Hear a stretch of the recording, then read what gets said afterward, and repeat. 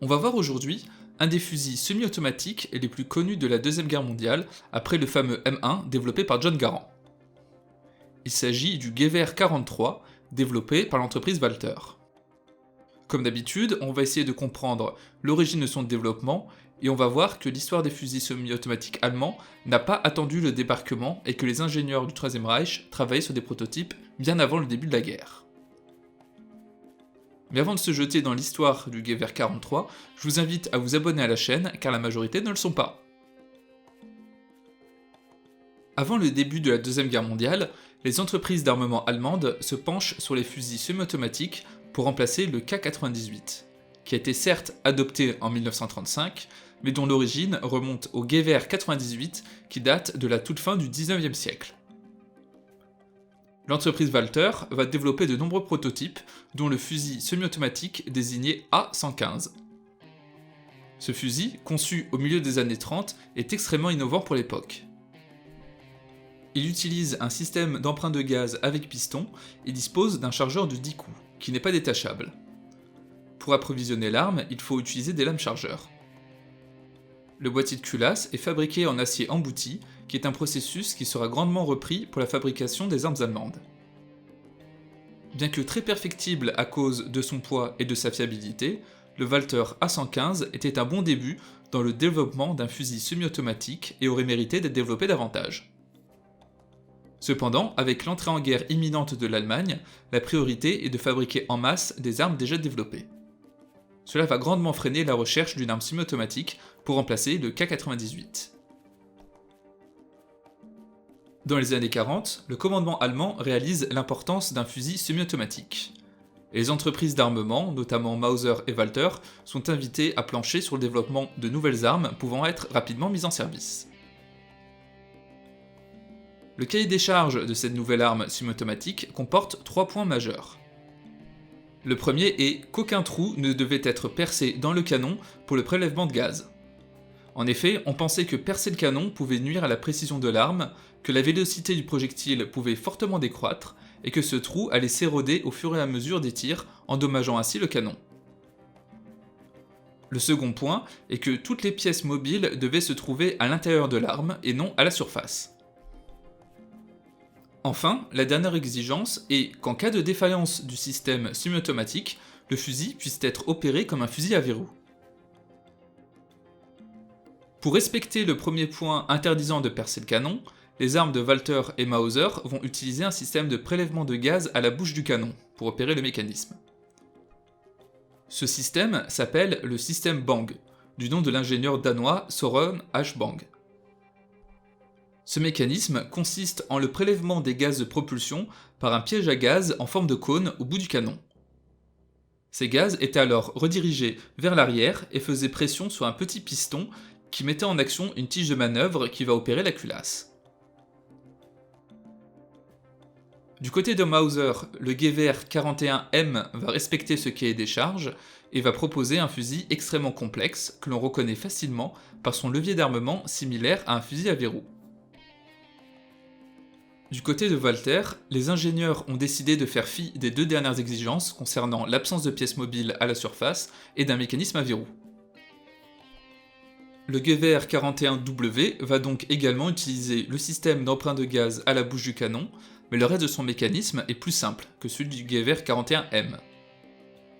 On pourra remarquer que ni le Gewehr 41W ni le Gewehr 41M ne disposaient de chargeurs détachables. Ces 2 fusils utilisaient un chargeur fixe contenant 10 cartouches. Après des essais, on sélectionne finalement le Gewehr 41 de Walther, et on décide rapidement de le mettre en production dans 2 usines. Celle de Walther, et dans l'usine Berlin-Lübecker Maschinenfabrik, qui était une usine fondée au milieu des années 30 et qui fabriquait toutes sortes d'armes légères et de munitions pour les fers de guerre allemands. Les chiffres de production des Gewehr 41W sont flous. On estime qu'entre 40 000 et 140 000 fusils ont été fabriqués, ce qui est une énorme fourchette. En revanche, ce qui est sûr, c'est que durant l'invasion de l'Union soviétique avec l'opération Barbarossa en 1941, l'Allemagne va très vite se rendre compte des défauts du Gewehr 41 par rapport au SVT 40 de l'armée rouge. Walther va donc grandement s'inspirer du mécanisme de tir du SVT 40, qui utilise un prélèvement des gaz via un évent dans le canon et un piston à course courte. Le Gewehr 41 va donc laisser sa place au Gewehr 43, qui, bien qu'imparfait, est un grand pas en avant et est beaucoup plus fiable. Le Gewehr 43 ressemble extérieurement au Gewehr 41, mais à l'intérieur, son mécanisme est bien différent, et on l'étudiera un peu plus tard dans la vidéo. On profite également de ce fusil pour abandonner le chargeur fixe pour un chargeur amovible, toujours de 10 cartouches. Le Gewehr 43 sera fabriqué à plus de 400 000 exemplaires entre 1943 et 1945. Il sera fabriqué par Walther, Berlin Lübecker Maschinenfabrik et l'entreprise Gustloff. Certains Gewehr 43 seront équipés d'optiques ZF4 pour faire office de fusil de précision. Les premiers retours sur cette arme sont plutôt corrects, mais on critique son manque de précision et sa fragilité. En effet, la pression des gaz utilisés par le mécanisme de tir était trop élevée, ce qui engendrait une usure des pièces. Au cours de la guerre, de petites modifications ont été apportées à l'arme pour faciliter sa fabrication et l'interchangeabilité des pièces. La dénomination de cette arme a également changé. Elle existe sous le nom de G43 ou K43, K pour carabineur. Il n'y a pas de différence de taille ni de poids entre un G43 et un K43. À la fin de la guerre, les ingénieurs ont expérimenté des versions utilisant la cartouche 7,92 par 33 mm Kurz. Ces prototypes utilisaient le chargeur des STG-44, mais les recherches ne sont pas allées plus loin. Après la défaite de l'Allemagne, les G43 ont été utilisés par la police de l'Allemagne de l'Est, par l'armée danoise et par l'armée yougoslave. Le Brésil a également expérimenté une version fabriquée localement du G43 qui utilise la cartouche américaine 3006. Le nom de ce modèle est modèle 954, mais seulement quelques centaines de fusils ont été fabriqués. Regardons maintenant le Gewehr 43 de plus près.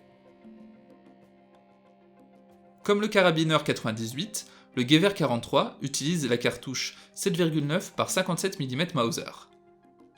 C'est une arme qui fait à peu près la même taille et est un peu plus lourd que le K98K, d'où sa double dénomination en tant que G43 ou K43.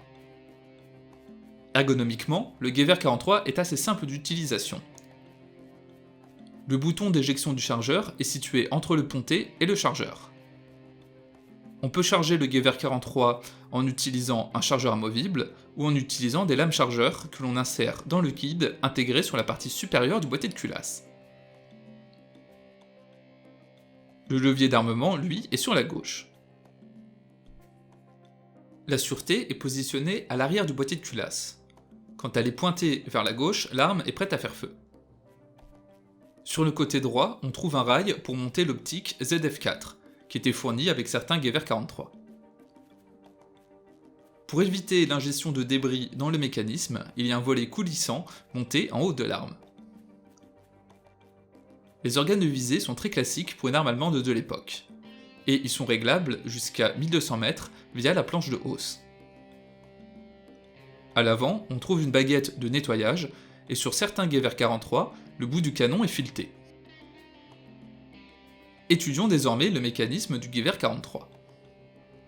Comme je l'ai dit précédemment, cette arme abandonne le système d'emprunt de gaz par la bouche pour un système de prélèvement de gaz via un évent dans le canon et un piston. Ce système est très proche de celui du SVT-40. Quand les gaz sont prélevés, ils vont être redirigés en arrière vers le piston, qui va reculer avec la pièce de manœuvre qui lui est attachée. Cette pièce va impacter le porte-culasse. La culasse va alors se déverrouiller grâce à l'effacement des deux tenons de verrouillage situés à gauche et à droite. L'étui va alors être extrait grâce à la griffe de l'extracteur, puis il va être chassé par l'éjecteur situé sur la gauche de l'arme. Arrivé en butée, le porte-culasse et la culasse vont repartir en avant sous la pression du ressort récupérateur. Chambrer une nouvelle cartouche, puis la culasse va se verrouiller. L'arme est alors de nouveau prête à faire feu à la prochaine pression sur la queue de détente. Même si le système de prélèvement de gaz et le piston sont très similaires à celui du fusil soviétique, le système de verrouillage de la culasse n'a pas été repris. Le groupe de détente du Gewehr 43 a un design assez particulier. La distance entre la queue de détente et le marteau est assez importante, d'où la présence de cette longue gâchette qui serpente à l'intérieur.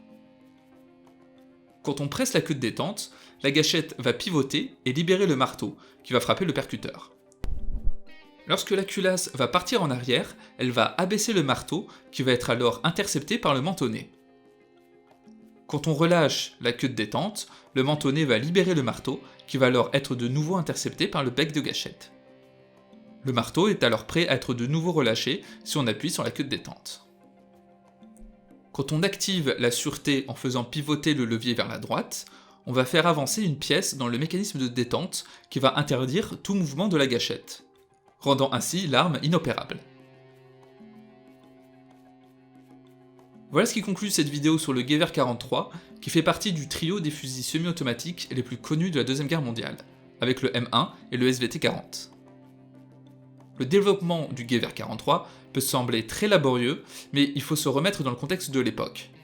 Cette arme fait partie des premiers fusils semi-automatiques à avoir été adoptés en nombre. On a souvent tendance à dire, et en partie à juste titre, que tout le monde s'est inspiré des Allemands pour développer des armes légères.